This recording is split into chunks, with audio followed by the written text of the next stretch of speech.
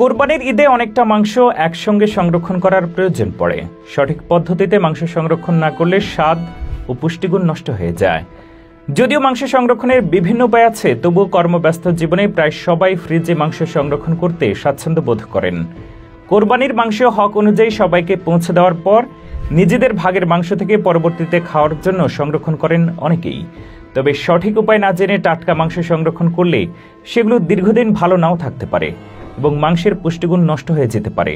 অনেকেই ভাবেন শুধু পলিথিনের ব্যাগে মাংস ফ্রিজে বরফ করে রাখলেই মাংস দীর্ঘদিন ভালো থাকে। আসলে ব্যাপারটি এতটা সহজ নয়।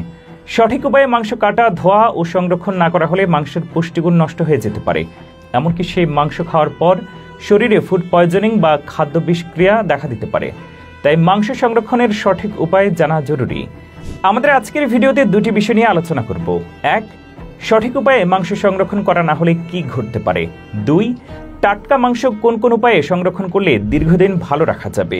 প্রথমে আসে সঠিক উপায়ে মাংস সংরক্ষণ করা না হলে কি ঘটতে পারে। আমেরিকান এগ্রিকালচার ডিপার্টমেন্ট USDA এর নির্দেশনা অনুযায়ী ফ্রিজে রাখা মাংসে দুই ধরনের অণুজীব জন্মাতে পারে: প্যাথোজেনিক মাইক্রোবস বা মানবদেহে রোগ সৃষ্টিকারী অণুজীব ও স্পয়েলেজ মাইক্রোবস বা খাবারের পুষ্টিগুণ বিনষ্টকারী ব্যাকটেরিয়া। কাঁচা মাছ মাংসে জন্মানো প্যাথোজেনিক মাইক্রোবস বা মানবদেহে রোগ সৃষ্টিকারী অণুজীব ব্যাকটেরিয়াগুলো মারাত্মক বিপজ্জনক। মাংস ভালোভাবে না ধুয়ে, রক্ত পরিষ্কার না করে ফ্রিজে রাখলে, সঠিক তাপমাত্রা অনুসরণ না করলে এই ব্যাকটেরিয়াগুলো মাংসে জন্মাতে ও দ্রুত বংশবৃদ্ধি করতে পারে। স্পয়েলেজ মাইক্রোবস বা খাবারের পুষ্টিগুণ বিনষ্টকারী ব্যাকটেরিয়াগুলো মাংসের রং, গন্ধ, স্বাদ, গঠন নষ্ট করে দেওয়ার জন্য দায়ী।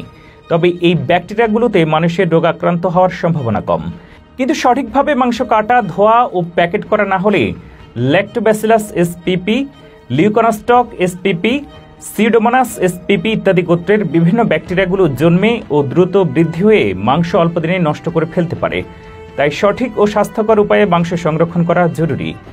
এবার আসি টাটকা মাংস কোন কোন উপায়ে সংরক্ষণ করলে দীর্ঘদিন ভালো রাখা যাবে। টাটকা মাংস সংরক্ষণ করার বেশ কয়েকটি উপায় আছে, যেমন freezing, Canning, salting, smoking, drawing, cooking. এর মধ্যে ফ্রিজিং পদ্ধতি সবথেকে বেশি সহজ এবং সবার পছন্দ। ফ্রিজে টাটকা মাংস সংরক্ষণ করবেন কিভাবে? গরু, খাসি, মহিষ, মুরগির মাংস সহ সব মাংস হিমশীতল ও ফ্রিজিং করার ক্ষেত্রে USDA এর নির্দেশনা হলো মাংস যেন 0 ডিগ্রি ফারেনহাইট বা -18 ডিগ্রি সেলসিয়াসের জমাট বেঁধে বরফ হয়ে যায়, সেটি খেয়াল রাখতে হবে। এর ফলে ক্ষতিকর ইস্ট, ব্যাকটেরিয়া সহ অন্যান্য ক্ষতিকর জীবাণু মারা যায়। সে সঙ্গে যে এনজাইমগুলোর কারণে মাংস বা খাবার নষ্ট হয়ে যায় সেগুলোর ক্রিয়াও অনেকটাই ধীর হয়ে যায় এবং মাংসের সেলফ লাইফ বৃদ্ধি পায়। ফ্রিজে মাংস রাখতে করণীয় কি? এক, মাংস বাসায় এনে ভালো করে ধুয়ে রক্ত ও অন্যান্য ময়লা পরিষ্কার করে নিতে হবে। যে স্থানে এবং যে পাত্রে মাংস বন্টন ও পরিষ্কার করা হবে সে স্থানে অন্য কোনো খাবার, সবজি রাখা যাবে না, নয়তো ক্রস কন্টামিনেশন হতে পারে। মাংসে রক্ত লেগে থাকলে তা থেকে বাজে গন্ধ হতে পারে এবং মাংসে ব্যাকটেরিয়া জন্মাতে পারে। দুই, মাংস রাখার আগে ফ্রিজের প্রতিটি চেম্বার বা ড্রয়ার ভালো করে ধুয়ে পরিষ্কার করে নিতে হবে। শুধু মাংস ফ্রিজে ফেলে রাখা যাবে না, এতে করে ফ্রিজের অন্যান্য খাবারের সাথে ক্রস কন্টামিনেশন ঘটতে পারে। এভাবে ফেলে রাখতে পরবর্তীতে মাংস বের করতেও সমস্যা হবে।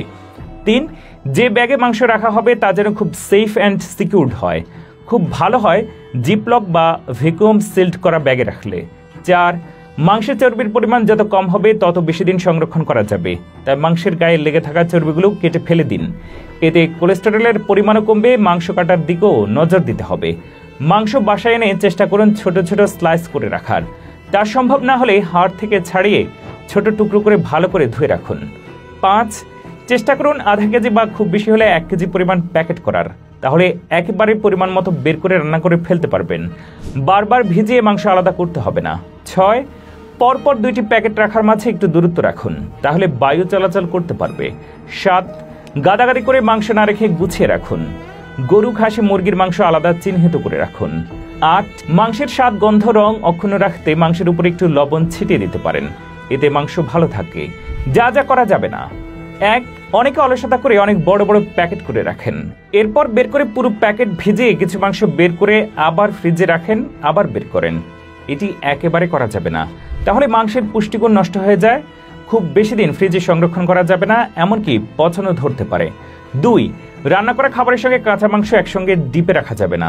3, সরাসরি মাংস পানিতে না ভিজিয়ে পলিথিন সহ স্বাভাবিক তাপমাত্রায় পানিতে রাখুন। মাংস ছাড়াতে গরম পানি ব্যবহার করবেন না।